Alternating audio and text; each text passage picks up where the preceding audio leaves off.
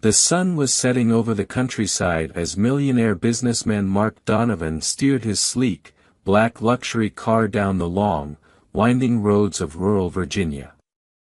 He'd been on the phone with his assistant, barking out orders for meetings and deadlines, when it happened, the sudden jerk, the grinding sound, and then, nothing. The car came to an abrupt halt. No signal. No help for miles. Frustrated, he stepped out into the humid dusk air, staring at the lifeless vehicle, his $1,000 shoes sinking slightly into the muddy ground. He had no choice. In the distance, a flicker of light from a farmhouse pierced the growing darkness. Mark sighed, adjusted his suit jacket, and started walking toward it. A sense of irritation settled in, but as he approached the worn-out house, he felt a strange pull. What was this place, and why did it feel like he was meant to be here? Inside the farmhouse, Sarah Miller had just finished her evening chores. She was a farmer, strong, resourceful, and entirely self-reliant. After her parents passed away, she had been left with the land, and though it had seen better days, it was hers. The farmhouse was old, with creaky floors and faded wallpaper, but it had a certain charm, a sense of history. And it was her sanctuary, far away from the world of materialism and greed that she had always despised. She heard the knock at the door, the sharp rap of knuckles against wood. Sarah opened it to find a man standing there, looking like he had just walked out of a magazine, his tailored suit clashing with the rustic surroundings. He introduced himself, explained that his car had broken down, and asked if he could use her phone to call for help. But Sarah hesitated. There was something about this man, his air of entitlement, the cold look in his eyes, that made her wary. Still, she nodded and led him inside. As Mark entered her living room, something caught his eye. It wasn't the furniture, the faded curtains, or the worn-out rug, it was the photographs.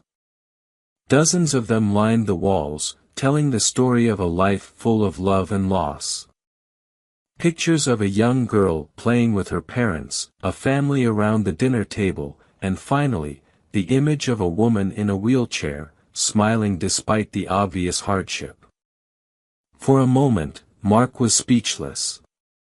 He didn't know why, but something in those photographs stirred a memory deep inside him, one that he had buried long ago. Before he could ask about the pictures, Sarah interrupted his thoughts, offering him a glass of water. He took it, but his eyes kept drifting back to the photographs, to the story they told, a story of resilience and tragedy. The conversation between Mark and Sarah was awkward at first, each one coming from such different worlds. Mark tried to make small talk, but Sarah was guarded. She had dealt with people like him before, people who thought money could fix everything, who had no idea what it meant to struggle, to fight for survival. But as the evening wore on, something shifted. Mark found himself opening up, talking about his life, his successes, and, without meaning to, his failures. He spoke of the loneliness that came with wealth, the way people used him, and how he felt trapped in a world he no longer understood. Sarah listened, her skepticism fading. She had always believed that people like Mark were incapable of feeling anything beyond their own greed, but here he was, vulnerable and lost. And as he spoke, she began to see the cracks in his carefully crafted facade. Then, the storm came. The wind howled outside, and the rain pounded against the windows. The phone lines went down, and Mark was stuck, no way to call for help, no way to leave. Sarah offered him a place to sleep, and though he hesitated at first, he eventually agreed. That night, as they sat in front of the fireplace, the distance between them seemed to shrink. They shared stories, laughter, and even a few moments of silence that felt comforting, rather than awkward. But beneath the surface, there was tension, a growing attraction that neither of them could ignore. Mark found himself drawn to Sarah's strength, her resilience, and the way she seemed to have found peace in a world that had always felt chaotic to him. Sarah, on the other hand, was surprised by the depth of Mark's pain, by the fact that, despite all his wealth, he was just as lost as she was. And then, just as they were beginning to feel a connection, the door burst open.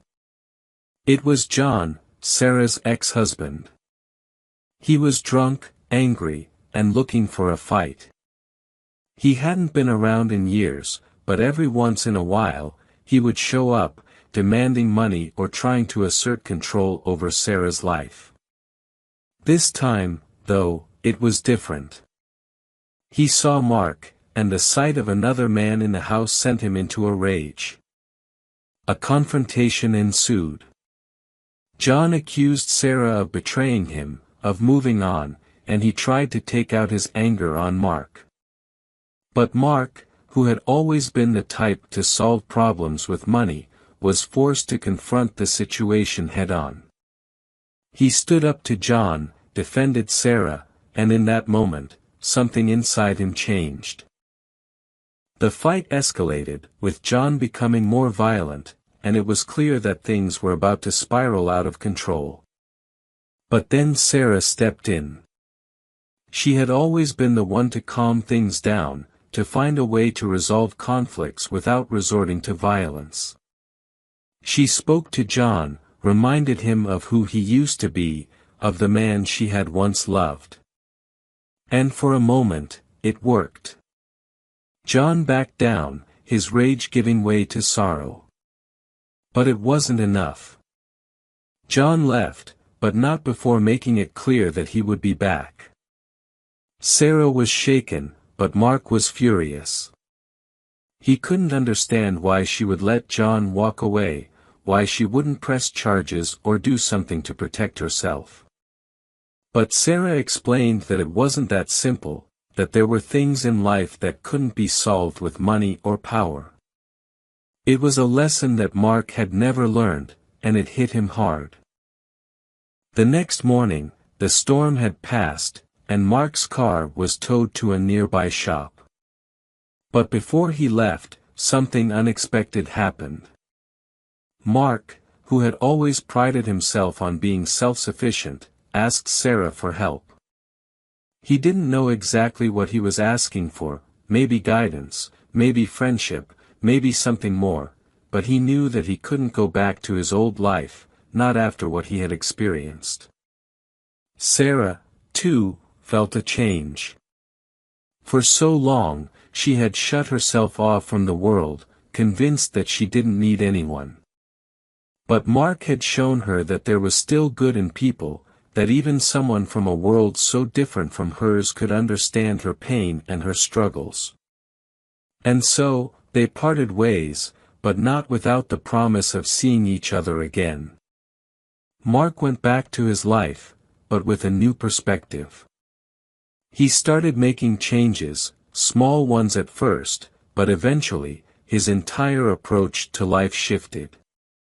He began to value people over profits, relationships over deals. He reached out to those he had pushed away, tried to mend the bridges he had burned. Sarah, too, found herself opening up to the possibility of something new. She started to let people into her life again, to rebuild the connections she had lost after her parents died and her marriage fell apart. In the end, it wasn't about love or romance, though there was the potential for that. It was about two people, from completely different worlds, finding solace in each other's company. It was about learning that no matter how far apart we are, we all carry the same burdens, the same pain, and the same hope for something better. And maybe, just maybe, Mark and Sarah would find that something together. The end.